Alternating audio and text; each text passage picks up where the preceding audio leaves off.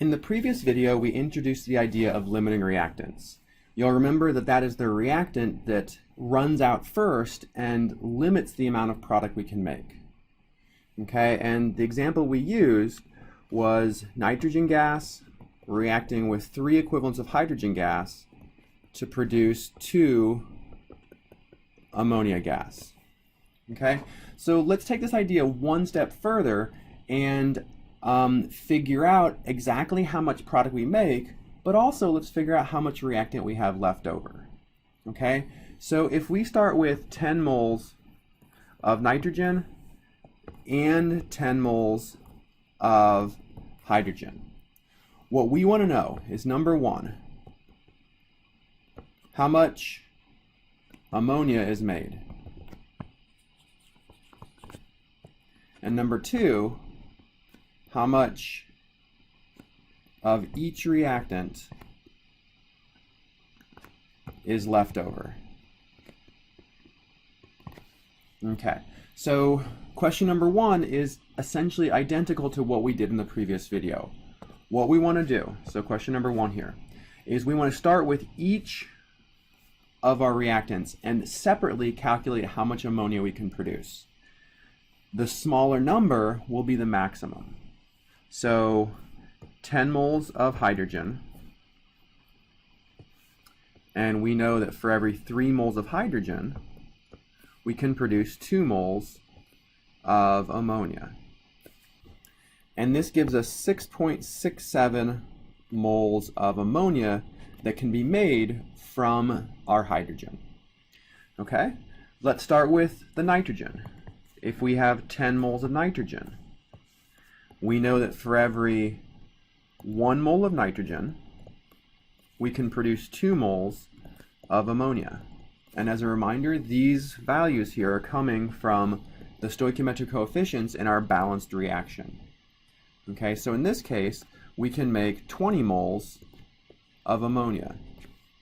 So in this case, it's really clear to see that the maximum amount of ammonia that we can make is 6.67 moles. Right? After we've created 6.67 moles of ammonia, we have run out of hydrogen. So hydrogen's gone, and we make 6.67 moles of ammonia.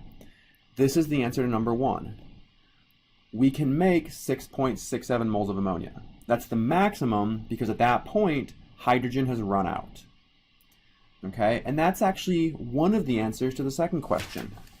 How much of each reactant is left over? Well, if hydrogen has run out, we don't have any. So the amount of hydrogen left over is equal to 0.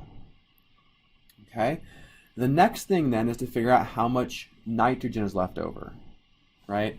So to make ammonia, to make these 6.67 moles of ammonia, we know that we used some of the nitrogen, but not all of it. So let's go ahead and figure out how much of the nitrogen we actually used. Okay, so we want to figure out how much nitrogen was used.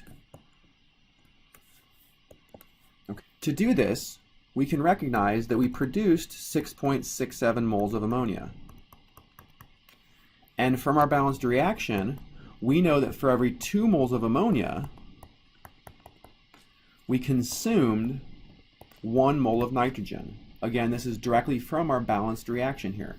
For every 2 moles of ammonia, we used up 1 mole of nitrogen. And you can plug this into your calculator, and you'll see that we consumed 3.33 moles of nitrogen. Okay, so this means that when we made our 6.67 moles of ammonia, we used up 3.33 moles of nitrogen. If we started with 10 moles of nitrogen, right, that was given to us in the problem here, we start with 10 moles of nitrogen, and we've used 3.33 moles, then the amount we're going to have left over is the difference, so 6.67 moles of nitrogen.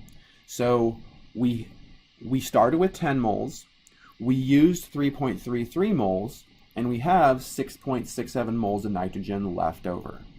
Okay, So N2 here, we have 6.67.